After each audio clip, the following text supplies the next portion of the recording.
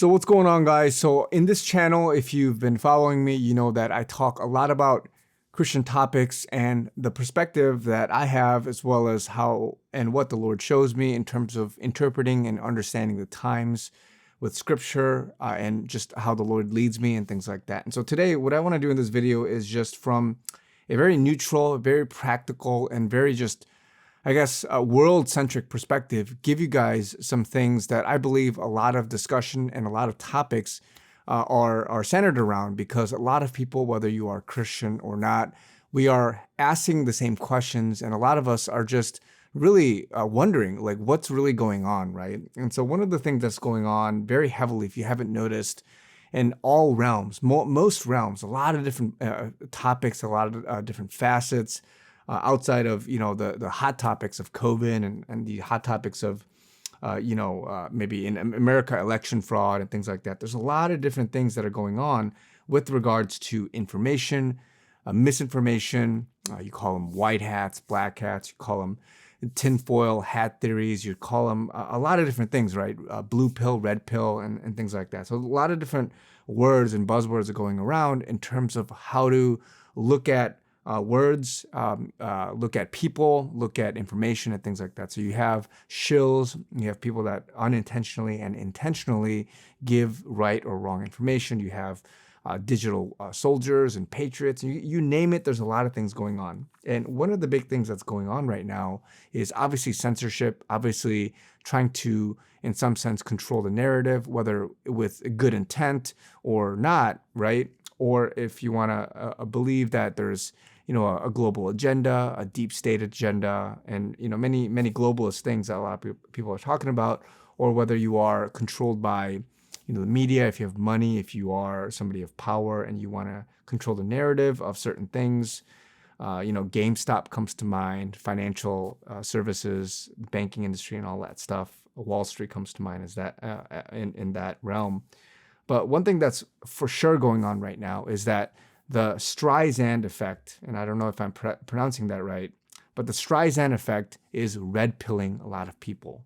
And what I mean by that is that this effect, and it's a phenomenon that, according to Wikipedia, it says that it's a phenomenon that occurs when an attempt to hide, remove, or censor information has the unintended consequence of increasing awareness of that information, often via the internet. And it's named after an American singer, Barbara Streisand, who attempted to suppress the California Coastal Records Project's photograph of her residence in California, which was taken to document the California coastal erosion, which inadvertently drew greater attention to it in 2003.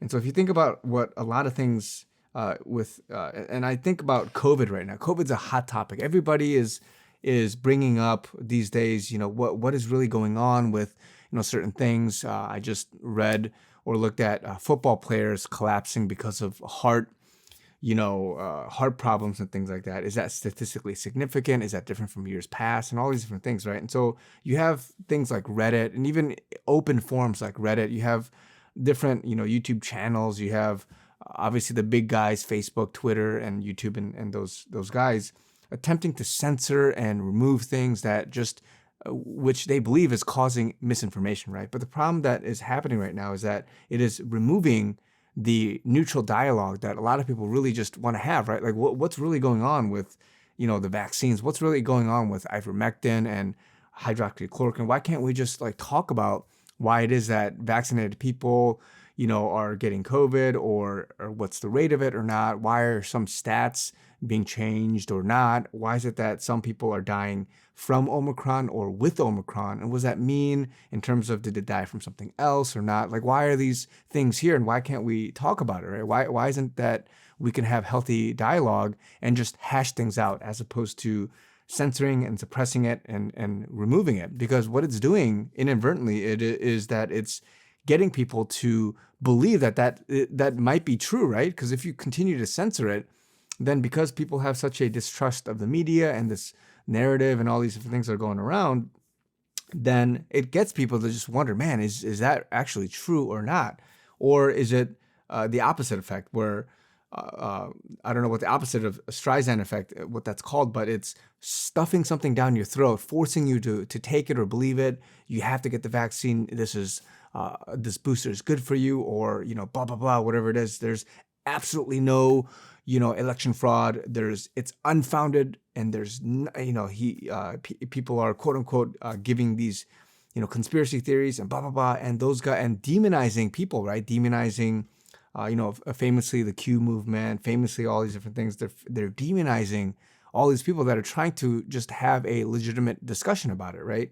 People are demonizing the Redditors for standing up to Wall Street, talking about, GameStop and AMC and like all these different things, right? About stock and short selling and manipulation. And I can name many topics, right? Many topics that are talking about something and the feasibility, the possibility of that, only for somebody to then go against that and remove it, right?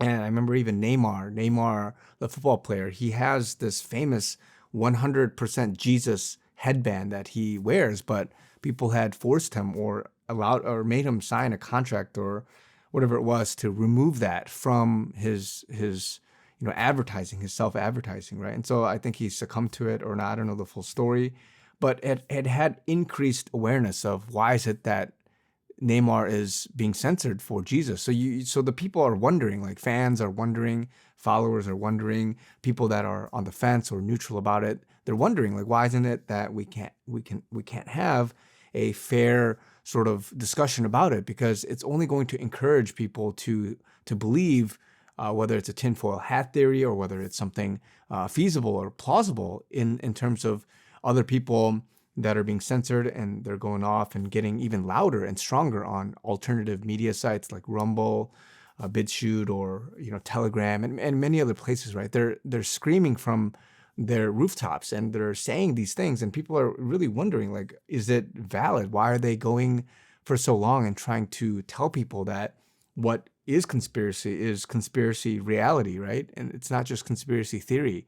And so these things are inadvertently having people wake up and basically getting people to question certain things and really trying to just have a meaningful, neutral dialogue. But what's happening is that a lot of the media, a lot of people that, have a lot more, I guess, of the megaphone, whether it's in, mainstream media, whether it's in various outlets for which people have a voice, maybe celebrities, things like that, they're speaking out, and it's causing people to have doubt cast out. It's allowing people to go, in some sense, do their own research and try to figure some of these things out, as opposed to read, a few articles, and do all these different things. And so there's a lot of people that are really, because it's being, especially right now with the forced mandates and the vaccines and things like that, and people telling you, like, there's nothing to see here. They're just kind of,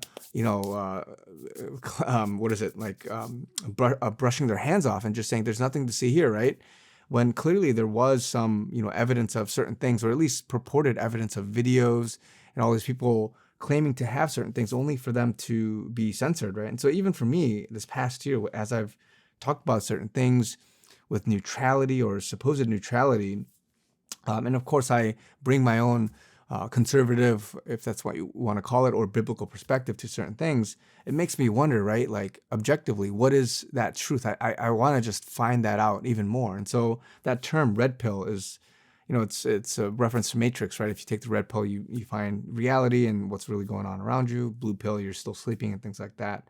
So it's getting people to really question, is there, like, stock manipulation? Is there some kind of globalist agenda? Is there some sort of depopulation effort? Is there some sort of, vaccine and disease, created to, control the world and sort of dumb you down and things like that? And so there's a lot of things going on right now in terms of why is it that we can't have an open dialogue? Why isn't that even on Reddit and many other supposed neutral places, we can't have a dialogue and a discussion without somebody being censored? So the censorship is, in some sense, getting out of hand, whether it's, for the I guess, quote unquote, ultra right, or for the ones that are really die hard on one perspective, or the opposite or not. It's leaning a lot, in some sense, to the right side, where it's suppressing that side, right? And so you have to wonder, like, what is it that's going on right now, and the unintended consequence that it's having for society right now. And so, in many ways, uh, we have to humble ourselves in a way that says, you know what, data, things, information can change over the course of time. Why isn't it that we can't just humble ourselves, before the Lord and say, man, we may not know something, and we want to be able to figure something out and be open to the fact that certain things may evolve over time, or the truth might come out, right? And so the fact that certain things were suppressed so hard and I just remember election fraud, right? Election fraud. And again, I'm trying to come here from a neutral perspective, like election fraud with Trump and all these things. And he's still, Trump and many other people, right? Millions of people are still asking questions. There's still, investigations and things going on. I see a lot of mainstream media articles, quoting, having quotations around forensic audit, right? And so a lot of these things are raising this question. It's the unintended consequence of waking people up and allowing them to see that and say, man, there's something here, right? Is there something here? Or at least beginning to answer that question or ask that question. And so I say all that because right now we have to recognize that information is out there. Information is out there. There may be things that may be harder for people to see. It might be harder for certain pieces of evidence to come out. But I believe that the truth, and I'm coming now from a religious perspective or a Christian perspective, that all truth will come to light in some way. Anything dark or evil, all that will be exposed. And I believe that to be biblical, and I believe that would happen, whether, in the short term or maybe in the medium or long term, but at some point things will unveil itself. And so I believe that if we don't react and if we don't have this immediate reaction to something and saying, oh, that's false or not, but waiting it out and then stepping back to say, you know what, I don't think I know enough. I don't think people, should react in such a way and come to such a forced conclusion to, in some sense, stuff it down someone's throat to say, nope, it's baseless. There's nothing to see here. Let's just move along and whatnot. So that raises questions. It makes it more suspect, right? And so even right now with the vaccine mandates, with natural immunity, and many other things like that, right? It's a topic that's affecting the world. It's affecting people. I'm, a Chicago native, and when I go back, I'm going to have to deal with that, right? Even in Korea here, where I'm at currently, these things are it affects everybody, right? And so the few people, or maybe there's more, I don't know, in Korea that are unvaccinated, a lot of us are going through these things. And, for those that it doesn't, matter to them, or it doesn't really affect them that much, you kind of brush it off. But to have at least a dialogue without being so strong on one side, and to be able to ask, legitimate questions, like actual legitimate concerns that people have about, the effects of the XYZ or whatever it is. What is the causation? What is the input and the output? What are the independent, dependent variables? Is there stuff that we can test? And what do we believe fundamentally to be true tests or not? Or is there something that someone just straight up made up, right? And they just put it out there only to correct it later, but the damage has already been done, right? The damage has been done where the advertisements, the story is already blown up and things like that. So people believe what they first hear. So there's a lot of these effects that's going on right now.